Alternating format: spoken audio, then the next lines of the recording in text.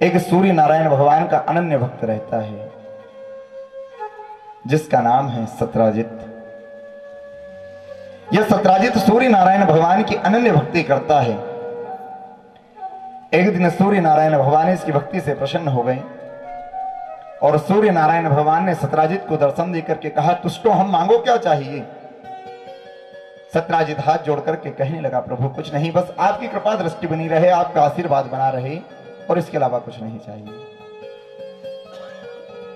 तब तो महाराज सूर्य नारायण भगवान ने सत्राजित को एक स्तंभक मणि प्रदान करी और कहा, भैया सत्राजित, यह मणि को आप अपने पास संभाल करके रखो, यह नित्य 8 भारत सोना प्रदान करेगी। सूर्य नारायण भगवान मणि देकर के अंतर्ध्यान हो गए। अब एक दिन सत्राजित ने उस मणि को अपने गले में पहनी और गले में पहन करके सत्राजित द्वारिकाधीश से मिलने के लिए गया। इधर सारे द्वारिका वासियों ने जब सत्राजित को आते हुए देखा, उनको तो ऐसे लगा जैसे साक्षात सूर्य नारायण भगवान महाराज द्वारिकाधीश से मिलने के लिए आ रहे हैं। सारे द्वारिका वासी भागते हुए भगवान द्वारिकाधीश के पास गए और भगवान द्वारिकाधीश से कहने लगे, प्रभु अरे आज तो हमें ऐसे लग रहा है जैसे साक्षात सूर्य नारायण भगवान आपका दर्शन करने के लिए आ रहे हैं। भगवान द्वारिकाधीश मुस्कुराए और भगवान द्वारिकाधीश कहने लगे, अरे भैया सूर्य नारायण भगवान नहीं, यह सूर्य नारायण भगवान का शिष्य आ रहा है सत्राजित। द्वारिकावासी कहने लगे, महाराज तो सत्राजित के गले में से इतना तेज क्यों निकल रहा है, शरीर में से तेज क्यों निकल रहा है? भगवान द्वारिकाधीश कहने लगे, भैया इसने गले में मणि पहन रखी है और उस मणि से तेज निकल रहा है, तुम्हें लग रहा है सूर्य नारायण आ रहे हैं। ये सूर्य नारायण नहीं, उनका शिष्य है सत्राजित। अब भगवान सभा में बात कर रहे थे, इतनी देर में सत्राजित सभा में आ गया। सारे द्वारिका वासियों ने सत्राजित के गले में उस मणि को देखा। तो सत्राजित से सारे द्वारिका वासियों ने कहा, भैया सत्राजित, तुम इतनी बहुमूल्य मणि को लेकर के गले में पहन करके क्यों घूम रहे हो? तुम एक काम करो, यह जो मणि है भगवान द्वारिकाधीश को दे दो।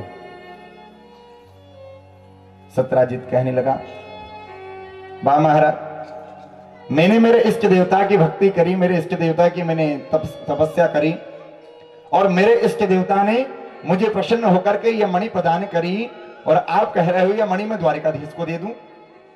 नहीं देना महाराज मुझे यह मणि है। सत्राजित ने मणि देने से मना कर दिया महाराज और अपने नगर को लौट आया। सायं के समय सत्राजित के भाई प्रसेन को जब यह पता चला कि आज बड़े भैया से सत्राजित से द्वारिका वासियों ने मणि मांगी थी, तब तो प्रसेन सत्राजित के पास आया और प्रसेन सत्राजित से कहने लगा, भैया मुझे आज मालूम चला है कि आज द्वारिका वासियों ने आपसे मणि मांगी थी। सत्राजित कहने लगा, हाँ भैया प्रसेन, मणि मांगी तो थी लेकिन मैंने देने से मना कर दिया। प्रसेन कहने लगा, भैया सत्राजित, आप घर पर अकेले रहते हो तो ऐसा ना हो कि वह द्वारिका वासी आकर के तुम्हें बहला फुसला करके मणि लेकर के चले जाए। तुम एक काम करो, यह मणि मुझे दे दो, मैं वन में जा रहा हूं, अभी गले में पहन जाऊंगा और शाम को यह मणि तुम्हें वापसी दे दूंगा। तब तो सत्राजित ने वह मणि निकाल कर अपने छोटे भाई प्रसेन को दे दी। महाराज प्रसेन ने उस मणि को गले में पहना और गले में पहन करके प्रसेन वन में गया और जैसे ही प्रसेन ने वन में प्रवेश किया तो एक विशाल सिंह ने, एक शेर ने महाराज प्रसेन को मार दिया और प्रसेन से उस मणि को छीन लिया महाराज और उस मणि को चमकीला पत्थर समझ करके वह शेर ले जाने लगा। अब वह शेर लेकर के जा रहा था, तभी एक विशाल रीछ राज आए महाराज।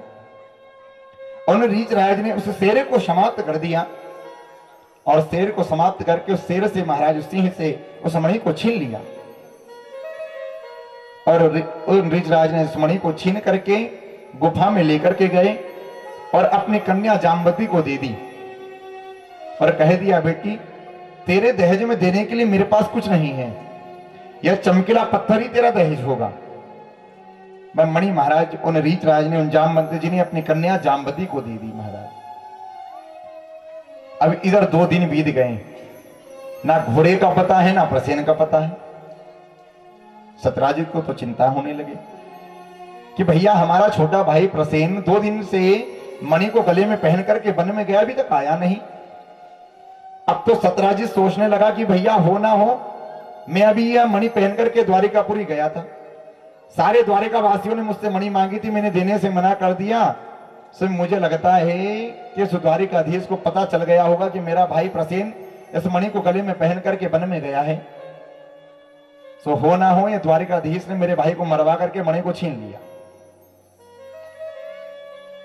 अब महाराज प्रसेन ने अपनी पत्नी को बुलाया, सत्राजित ने अपनी पत्नी को बुलाया और सत्राजित अपनी पत्नी से कहने लगा, देवी तुम्हें एक बात बताऊं, किसी को कहोगी तो नहीं? सत्राजित की पत्नी कहने लगी, महाराज आज तक मैंने आपकी बात किसी को बताई है क्या जो आज बताऊंगी? लेकिन माताओं का स्वभाव होता है महाराज, जब तक बात इधर से उधर ना कर दे उनका भोजन हजम नहीं होता। और अगर कह दिया जाए कि राज की बात है, इसको तो बताना मत बिल्कुल भी, फिर तो जानबूझ करके बताएगी महाराज, माताओं का स्वभाव होता है। सत्राजित कहने लगा, देवी तुमको एक बात कहूं, किसी को बताओगी तो नहीं? सत्राजित की पत्नी कहने लगी, अरे प्रभु आज तक आपकी बात मैंने किसी को बताई है जो आज बताऊंगी? बोली क्या बात है?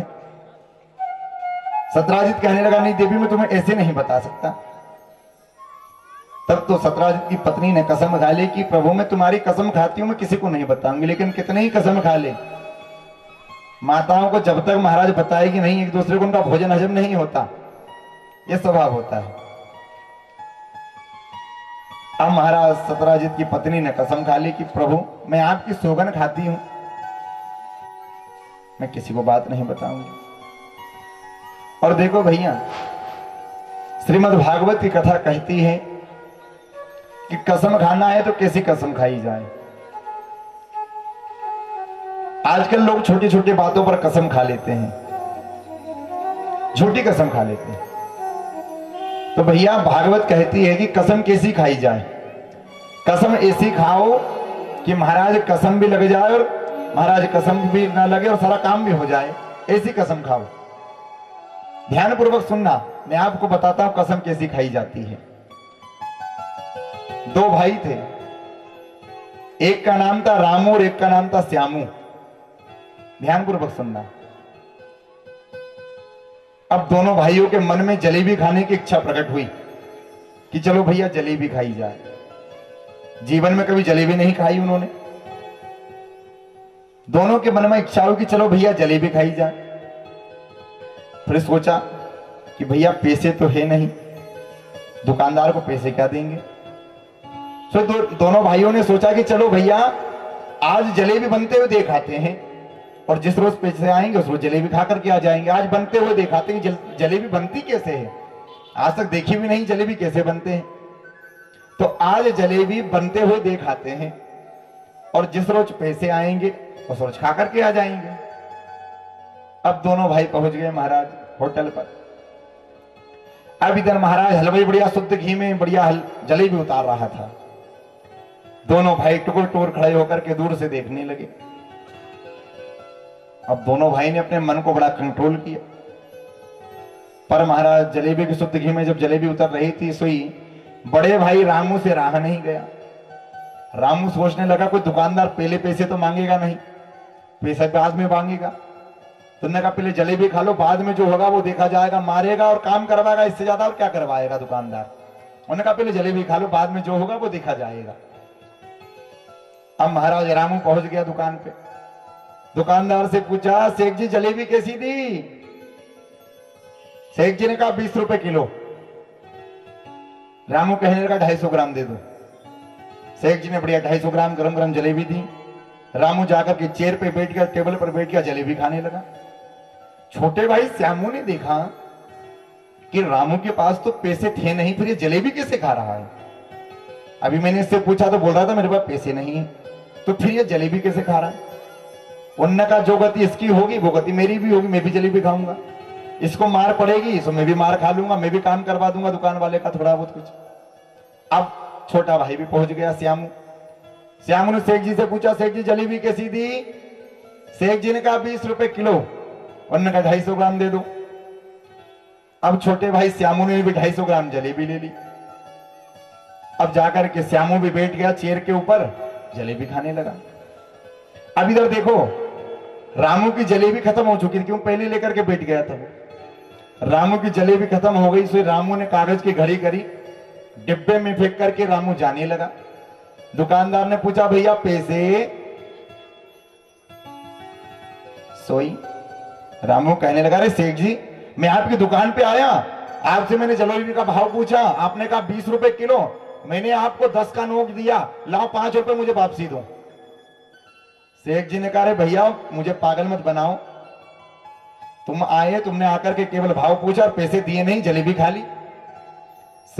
रामू कहे कि मैंने 10 का नोट दिया और सेठ जी कहते उन्हें पैसे नहीं दिए। दोनों का झगड़ा मचा मारा। अब यार छोटे भाई ने, श्यामू ने मौके का फायदा उठाया, जलेबी खाते खाते श्यामू बोल पड़ा। श्यामू कहने लगा, अरे सेठ जी आप दोनों के लड़ाई झगड़े के चक्कर में कहीं मेरे 10 रुपए मत भूल जाना। श्यामू कहने लगा, आप दोनों की लड़ाई झगड़े के चक्कर में कहीं मेरे 10 रुपए मत भूल जाना।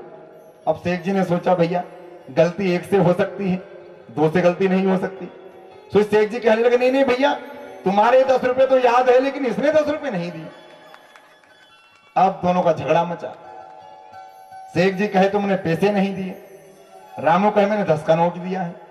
अब दोनों का हल्ला मचा मारा। आस पड़ोस के दुकान वाले आ गए। शेख जी से कहा, अरे शेख जी क्या बात है, क्यों सुबह से लड़ाई झगड़ा कर रहे हो? शेख जी कहने लगे, देखो भैया ये आदमी ने जलेबी खा ली 250 ग्राम और बोल रहा है कि 10 का नोट दिया है और इसने 1 रुपया नहीं दिया। दुकान वालों ने कहा, आस पड़ोस की दुकान वालों ने कहा, शेख जी क्यों लड़ाई झगड़ा कर रहे हो सुबह सुबह? एक काम करो, इसके बाद जिस किसी ने भी जलेबी ली होगी उसको पता होगा कि इनने 10 रुपए दिए या नहीं दिए, उनने देखा होगा, तो उससे पूछ लो, लड़ाई झगड़ा करने की क्या जरूरत है। अब उसके बाद उसके भाई ने जलेबी ली थी महाराज, श्यामू ने। श्यामू को खड़ा किया गया। श्यामू से कहा, भैया श्यामू तुम ही बताओ इसने 10 रुपए दिए या नहीं दिए। अब श्यामू खड़ा हुआ, खड़ा होकर के कहने लगा कि भैया वैसे तो देखो मुझे इनके लड़ाई झगड़े से कोई मतलब नहीं, लेकिन अब तुम मुझसे पूछ रहे हो तो मैं अपने माता पिता की सौगंध खा करके कहता हूं, अपने गुरु की सौगंध खा करके कहता हूं, भगवान की कसम खा करके कहता हूं, माता पिता की कसम खा करके कहता हूं कि जैसे 10 रुपए शेख जी को मैंने दिए, जैसे 10 रुपए शेख जी को मैंने दिए, वैसे के वैसे 10 रुपए मेरे भाई रामू ने भी शेख जी को दिए, ना मैंने दिए ना उसने दिए, जैसे मैंने दिए। अब देखो कसम भी लग गई और काम भी हो गए। उसने क्या कहा, जैसे मैंने दिए, यानी कि उसने भी नहीं दी, जैसे मैंने दिए वैसे के वैसे शेख जी ने भी 10 रुपए रामू ने भी शेख जी को दिए महाराज। दोनों भाइयों ने 5-5 रुपए वापसी लिए शेख जी से, दोनों घर चल दिए महाराज। तो देखो कसम भी लग गई और काम भी हो गए। तो कसमें सिखाई जाए कि काम भी हो जाए और कसम भी ना लगे। सत्राजित कहने लगा, देवी ये बड़ी राज की बात है। सत्राजित की पत्नी कहने लगी, महाराज मैं आपकी सौगंध खाती हूं, अरे आज तक आपकी बात मैंने किसी को बताई है जो आप बताऊंगी? अब तो सत्राजित ने सारी बात बता दी। सत्राजित कहने लगा, देवी अभी 4 दिन पहले मैं मणि को पहन करके गले में द्वारिकापुरी गया था। द्वारिका वासियों ने मुझसे मणि मांगी, मैंने देने से मना कर दिया। फिर तुम्हारा देवर प्रसेन उस मणि को पहन करके वन में गया। फिर द्वारिकाधीश को पता लग गया और उस द्वारिकाधीश ने तुम्हारे देवर को मरवा करके मणि को छीन लिया। लेकिन ये